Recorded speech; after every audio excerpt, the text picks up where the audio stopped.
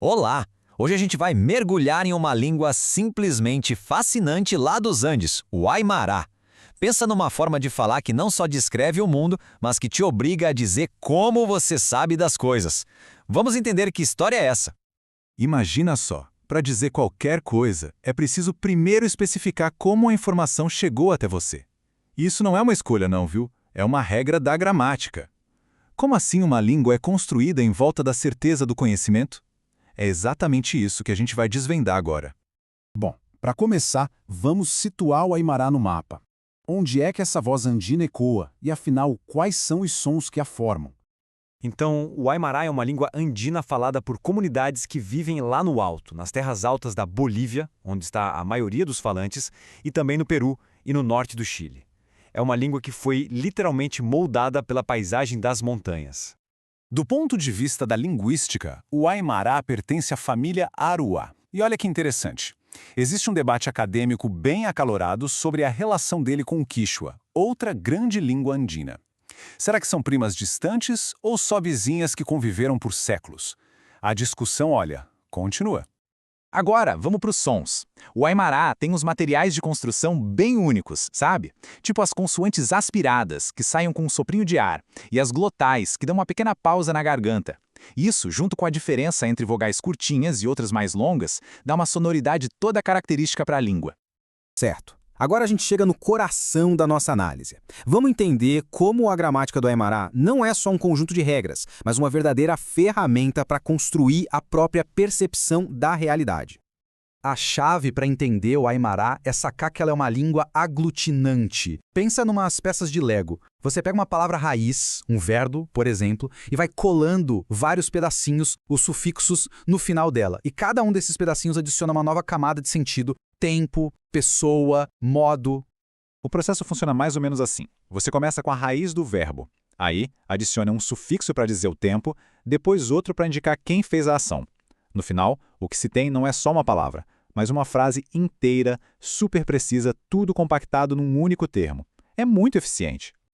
Essa pergunta aqui é a base do dia a dia de um falante de Aimará. E não é papo de filósofo, não. É gramática pura. Antes de afirmar qualquer coisa, a língua exige que essa questão seja respondida. O ponto central é este: a evidencialidade, que é o nome técnico disso, é obrigatório. Não dá para simplesmente dizer ele foi à cidade. É preciso especificar como essa informação foi obtida. A estrutura da frase muda totalmente dependendo da fonte do conhecimento. Olha só como funcionam os marcadores. Existe um sufixo específico para indicar que o evento foi visto com os próprios olhos. Outro para dizer que foi algo que se ouviu falar, tipo um boato ou uma notícia. E um terceiro que mostra que a informação é uma dedução, uma conclusão baseada em evidências. É, basicamente um sistema de checagem de fatos embutido na própria língua. Outra diferença gritante está na ordem das palavras. Enquanto a gente em português fala sujeito, verbo, objeto, né? Ele construiu a casa, e em Aimara o padrão é sujeito, objeto, verbo. A tradução literal seria ele a casa construiu. Isso joga a ação para o final da frase, como se fosse a conclusão da cena que está sendo descrita. Agora vamos para a nossa última sessão, para entender como essa língua tão antiga navega pelo mundo moderno.